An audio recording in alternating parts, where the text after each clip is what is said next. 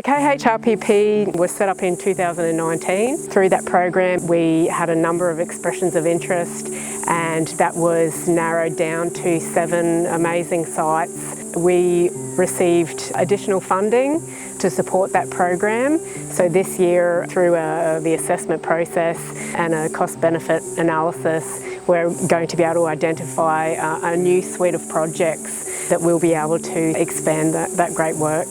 The people from QTFN, when they started looking at the gum trees that were here, they discovered that it was already a habitat for koalas, but lacking the trees. I would never be able to plant the 140,000 trees on my own. I mean, we hear stories of that, where people in their lifetime have gone out and planted a tree every day. But in this instance, time, if it means trees, is so important. We've been now able to get a grant which is sustaining the regrowth of eucalypts for the koalas. I really feel there's 140,000 trees going in. I'm watching the boys and the women putting them in now, and you can't believe, in 3 years' time it'll be significant, but in 10 years' time it'll be a forest.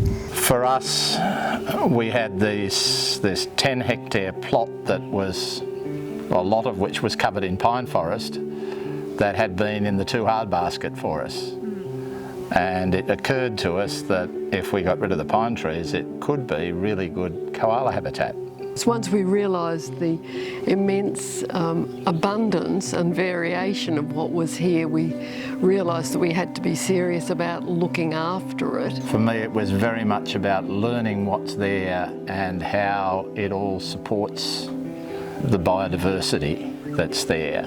And that led me to the conclusion that this was something that really needed to be preserved. We just wanted to bring it back to its fairly natural state as much as we could. It was fairly degraded because of cattle running on it. So before this we'd already planted quite a few thousand trees. Yeah, and we'll plant more trees. We're getting a lot of support from Noosa Council. They've been really good. Through Land for Wildlife we get 300 trees a year, so we'll keep planting, plus putting our own money into some more plants. Just continuing to diversify what is already here, the flora and fauna that are actually already here, and nature responds very quickly. And we didn't actually know when we bought the property that there were actually koalas on the land, and it's such a diverse property with rivers and spring-fed dams and a lot of natural resources on the land, but there's some original forest left on the land as well, and that's where we found the koalas. It's made a huge difference to how I now read the bush, how I see the bush, and I really feel invigorated by it.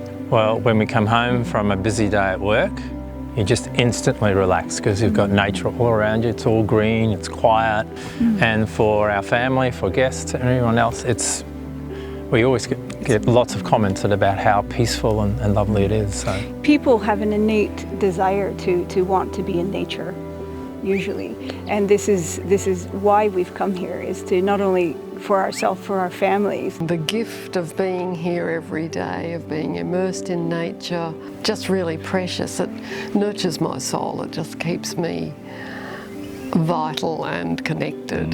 Yeah, for me it's a combination of its enormous complexity, because I always liked understanding complex things, and the serenity of it.